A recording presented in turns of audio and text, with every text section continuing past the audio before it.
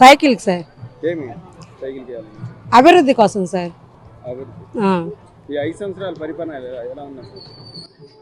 సంవత్సరాల పరిపాలన ఎందుకు చెప్పాలండి, దున్నపోతం తెచ్చుకొని పాలు పిండుకున్నట్టుంది, అది పరిస్థితి. బాగానే ఉంది కదా, నవరత్న పథకాలు అందరికీ అందిస్తున్నారు. ఏమో నవరత్నాలు ఇచ్చారు సార్, దేనికి ఇచ్చాడు, ఏమో నవరత్నాలు ఇచ్చారు. పేర్లు ఆ రోజు ఏంటంటే ఆయన ఎలక్షన్లోకి గెలిచేదానికోసము, పేద ప్రజల్ని మభ్యపెట్టేదానికోసము ఈ నవరత్నాలను తెచ్చాడు, కానీ ఏ రత్నం మాకు ఇవ్వలేదు, ఒకరు కూడా రాలేదు. అమ్మఒడి అన్నాడు, అమ్మఒడి 15,000 ఇస్తాము ప్రతి బిడ్డకి అన్నారు. ఇంట్లో ఎంతమంది బిడ్డలు ఉంటే అంతమందికి అని ఫస్ట్ చెప్పాడు ఆయన మేనిఫెస్టోలో వదిలినప్పుడు. కానీ ఈరోజు ఏం చేస్తాడంటే ఒక బిడ్డకి ఇస్తున్నాడు, దాంట్లో కరెంటు కోతలు అంటున్నాడు, అయ్యి అన్నాడు. కరెంటు కోతలు ఎవరు పెట్టారండి? కరెంటు బిల్లులు పెంచింది ఎవరు? ఆయనే కదా. ఇప్పుడు 9 సార్లు కరెంటు బిల్లులు పెంచారు. 500 వచ్చినప్పుడు అమ్మఒడి వచ్చేది, ఇప్పుడు నువ్వు 500 1500 2000 చేశాక అమ్మఒడి రాదు. దానివల్ల మాకు పోయింది కదా. అట్లాగే మీ వల్ల మాకు ఏ నవరత్నాలు లేవు. తర్వాత ఏం చెప్పాడు, పూర్తి మద్యపాన నిషేధం అన్నాడు, విడతల వారీగా మద్యపాన నిషేధం అన్నాడు. విడతల వారీగా కాదు కదా, ఆయన స్వయంగా ఎక్కడ ఎప్పుడు మనం కనీని ఎరగమన్నమాట. ఒక ముఖ్యమంత్రి హోదాలో ఉండి ఆయనే వైన్ షాపుల్లో బ్రాందీని అమ్ముకోవడం ఎక్కడా లేదు. ఇంతకుముందు బ్రాందీ తీసుకునే వాళ్ళకి ఏటీఎం కార్డ్స్, క్రెడిట్ కార్డ్స్ పనిచేసేవి, ఇప్పుడు అవి కూడా లేదు, డైరెక్ట్ క్యాష్. అంటే ప్రభుత్వానికి వెళ్ళే జిఎస్టీ కూడా వెళ్లకుండా, రాష్ట్రానికి వెళ్ళే జిఎస్టీ వెళ్లకుండా మొత్తం డబ్బులు అతని చేతిలోకే వచ్చేటట్టుగా అతను ఒక ప్లాన్ ప్రకారం ఇలా చేస్తున్నాడు. ఏంటంటే అది నాసిరకపు మందు. ఇప్పుడు కష్టం చేసుకునే వాళ్ళు ఏం చేస్తారు, సాయంత్రానికి ఎంతో పుచ్చుకుంటారు, అది ప్రతి దగ్గర జరిగేది. అది మంచి బ్రాండ్లు అయితే కొంచెం వాళ్ళకి ఏదో ఆరోగ్యంగా కూడా బాగుంటుంది. ఈ నాసిరక బ్రాండ్ల వల్ల కిడ్నీలు, లివర్లు పాడైపోయి చనిపోవడం జరుగుతుంది. అంటే ఆయన చెప్పింది ప్రతి మాట అబద్ధమే. తర్వాత ఏం చెప్పారు, ప్రత్యేక హోదా అని చెప్పాడు. ఆ రోజు చంద్రబాబు నాయుడు గారు మోడీ గారితో గొడవలు పెట్టుకొని ఉన్నారు, ప్రత్యేక హోదా ఆయన తేలేడు, నేను తెస్తాను అన్నాడు. అసలు ప్రత్యేక హోదా అనే మాటనే అటకెక్కిచ్చాడు. ఇంకా ఏం ఆయన మాకు ఏపీ ప్రజలకు చేసిన మేలు ఏమీ లేదు. ఇంకా మేము ఈ పరిస్థితుల్లో కూడా మేము ఆయన నమ్మామంటే మమ్మల్ని ఇంకా నట్టేట్లో ముంచేస్తాడు. కాబట్టి మేము సైకిల్ గుర్తు కోటేసుకొని చంద్రబాబు నాయుడు గారిని గెలిపించుకుంటాం. ఏంటంటే అభివృద్ధి ఆయనే చేయగలరు, ఎందుకంటే ఆయన డెవలప్ చేస్తాడు. తర్వాత వచ్చి ఇప్పుడు మామూలుగా సంక్షేమ పథకాలు ఇస్తాడు. డెవలప్ ఉంటేనే సంక్షేమ పథకాలు ఇవ్వగలడానికి బాగుంటుంది. ఈయనేం చేస్తున్నాడు, ఎక్కడ ప్రభుత్వ భూములు కనిపిస్తే అవి తాకట్టు పెట్టుకుంటున్నాడు, అవి తెచ్చి మాకు సంక్షేమంగా ఇస్తున్నాడు. ఎక్కడైనా ఇలా జరిగిద్ది. అభివృద్ధి చేసి సంక్షేమ పథకాలు ఇస్తే పేదలకు ఏదో ఒకటి పనిచేస్తుంది. మొన్న రాజధాని 370 కోట్లకి కుదబెట్టాడు, అది అందరికీ తెలిసిన విషయమే. ఆ రోజు ఏం చెప్పాడు చంద్రబాబు నాయుడు, ఇంకా 10 ఏళ్ళు మనకి తెలంగాణలో ఉంది, మనకి ఇప్పటికిప్పుడు బయటకు వచ్చేసి రాజధాని ఎందుకు తెచ్చుకోవాలి, మనం ఇంకా 10 ఏళ్ళు అక్కడ పరిపాలన చేసుకోవచ్చు అని ఆయనే పుకారు చేశాడు. ఆ రోజు మళ్ళీ ఏం చెప్పాడు, రాజమౌళి చేసినట్టు గ్రాఫిక్ అది రాజధాని ఎక్కడుంది అన్నాడు. మరి ఈ రోజు నువ్వు 300 కోట్లకు కుదబెట్టుకునే దానికి రాజధాని ఎక్కడి నుంచి వచ్చింది?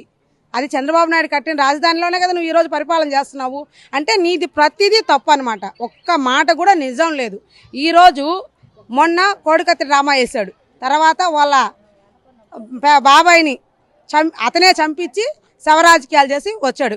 ఇప్పుడు నిన్న ఒక బీసీ బిడ్డ రాయి ఇసిరితే నాకు తగిలింది అంటే చూడండి మీరు ఎంత కళ్ళబొల్లి మాటలంటే, అక్కడ కూడా ఒక బీసీల్ని, ఒక దళితుల్ని, అంటే అణగారిక వర్గాలనే అడ్డం పెట్టుకొని రాజకీయం చేస్తున్నాడు. అంటే రాజకీయంగా కూడా ఆయన ఏం చేస్తున్నాడు, మమ్మల్ని ఇంకా అనగదొక్కుతున్నాడు. ఎక్కడన్నా కానీ సీఎం గారు పర్యటించే దగ్గర బస్సు యాత్రలో కరెంటు పోవడం, పవర్ కట్ అవ్వడం అనేది ఎక్కడా జరగదు. మనకి ఇన్ని ఏళ్ళ మన వయసు బట్టి ఎన్నో ప్రభుత్వాలు వచ్చాయి, ఎక్కడ అది జరగదు.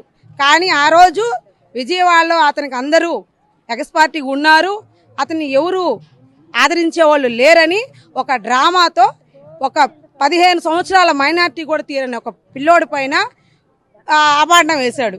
కరెంటు పోయినప్పుడు పలాని పిల్లోడు, అది చూడండి, అదేమన్నా రాయి, చిన్న గులకరాయి తగిలితే ఒకరికే తగలద్ది, బాల్ అదేమన్నా 2-3కి తగులుకుంటే వెళ్ళేదానికి కాదు కదా. ఇట్లాంటి ఏంటి ఎన్ని ఎట్లాగా ఉన్నాయంటే మేము చెప్పాలనుకుంటే అంతే, ఖచ్చితంగా డ్రామా. రాయి ఒకరికి తగిలి కింద పడటం వాస్తవమే, అది మనం కూడా అనుకుందాం. అదే రాయి పక్కన ఆయనకి తగిలి, అదే రాయి పక్కన ఆయనకి తగిలేదానికి అదేనా బాల? అంటే ప్రతిదీ డ్రామా అన్నమాట. ఇంక ఈ డ్రామాలకు స్వస్తి చెప్పి ఆయన ఇంటికి పంపించడం ఖాయం. రేపు మేము సైకిల్ గుర్తు కోటేసుకొని చంద్రబాబు నాయుడిని గెలిపించుకోవడం ఖాయం. ఇకనైనా ఈ కళ్ళబొల్లు మాటలు మానేయాలని మేము మీడియా పూర్వకంగా చెప్తాం. మీకు లబ్ధి పొందుంటేనే నాకు ఓటు వేయండి, లేదంటే లేదని చెప్పారు. అందుకనేసి 175 మాకు వస్తాయని కూడా ధీమా చేస్తారు. సార్ ఇదే సార్ నేను చెప్పేది ఏంటంటే అతను ఓడిపోతాడని అతనికి తెలుసు, కానీ జనాలు ఇంకా అపోహ. ఇప్పుడు సిటీలో ఉన్నంత పల్లెల్లో ఉండదు జనాలకి నాలెడ్జ్. ఇప్పుడు నేను ఒక 10 రూపాయలు చాక్లెట్ కొనిచ్చాను అనుకోండి ఒక బిడ్డకి, వాడు ఏం చేస్తాడు, నేను మళ్ళీ ఆ దారిని పోతే ఆంటీ వచ్చింది ఇంకో చాక్లెట్ ఇస్తారు అనుకుంటారు, అంతే కదా. అట్లా డ్రామా వేస్తున్నాడు. అంటే మా డబ్బే మాకు ఇస్తున్నాడు, ఆయన డబ్బే ఏమి ఇవ్వట్లేదు. ఈరోజు ప్రతి ఒక్క వస్తువు 500 ఉన్న గ్యాస్ సిలిండరు 1500 అయింది. నూనె ప్యాకెట్ 60 రూపాయలు ఉన్న నూనె ప్యాకెట్ 120 రూపాయలు అయింది. కందిపప్పు, చింతపండు, ఉప్పు, కనీసం మా మొగోళ్ళ దగ్గర మందు మీద ఇచ్చే అంత డబ్బు లేదు మాకు. ఇంకా ఆయన ఏందా మాకు ఇచ్చేది? ఇప్పుడు 50 రూపాయలు ఉన్న క్వార్టర్ మందు ఈరోజు ఎంత? 160 రూపాయలు. నా ఆశీరకం బ్రాండ్ అది. ఇంకా నువ్వేమి ఇస్తున్నావు? 40 ఇప్పుడు ఒక ఇంట్లో చెప్తా వినండి ఆయన ఇచ్చే పథకాలు. అమ్మఒడి, తర్వాత ఒక ఆటో డ్రైవర్ ఉంటే ఆటో డ్రైవర్కి ఒక 10,000, అమ్మఒడి ఒక 15,000 అనుకుందాం, 18,000 ఒక 40 సంవత్సరాల మహిళలకు ఇచ్చేది. అంటే మొత్తం మీద ఒక 40,000 45,000 అయింది. మా వాళ్ళు తాగే మందు మీద సంవత్సరానికి నువ్వు 60,000 70,000 పైన డబ్బులు తీసుకుంటున్నావు. మరి ఇంక నువ్వు మాకేమి ఇచ్చావు? మా వల్లే నీకు 30,000 ఆదాయం ఒక సంవత్సరానికి ఒక మనిషి దగ్గర. ఇంక నువ్వు మాకు ఇచ్చింది ఏంది? ఎన్ని కళ్ళబొల్లి మాటలు సార్. మేము నమ్మే పరిస్థితిలో లేము. ఈరోజు సైకిల్ గుర్తుకు ఓటైపోతే మా బిడ్డలు అధోగతి పాలైపోతారు. చంద్రబాబు అధికారంలోకి వచ్చి ఇవన్నీ మేలు జరుగుతుంది. అవును సార్. ఇప్పుడు ఇంతకుముందు మనం అనుకుందాము, ఇదే 5 సంవత్సరాల క్రితము చంద్రబాబు నాయుడు గారు ఉన్నప్పుడు మనకి రాజధాని లేకపోతే ఆయన ముందు రాజధాని కట్టాలన్నారు. ప్రతి ఒక్కరి కళ ఏంది సార్? ఇప్పుడు మనం కూడా అనుకుంటాం సొంత ఇల్లు ఉండాలి మనకి అని. అంటే రాజధాని కూడా మన ఇల్లే. ఇల్లు లేకపోతే మనం ఎక్కడ ఉంటాం? ఈరోజు మనం చట్టసభలో కూర్చొని కొట్టుకోవాలన్నా తిట్టుకోవాలన్నా మన జగన్ ప్రభుత్వం లాగా జిప్పులు ఇప్పుకోవాలన్నా అది ఉండాలి కదా. అది ఉండబట్టే కదా అన్నీ జరుగుతున్నాయి. అది లేకుండా నువ్వు ఎలా చేయాలనుకున్నావు? ఈరోజు 3 ముక్కల ఆటలాగా 3 రాజధానులు అన్నావు.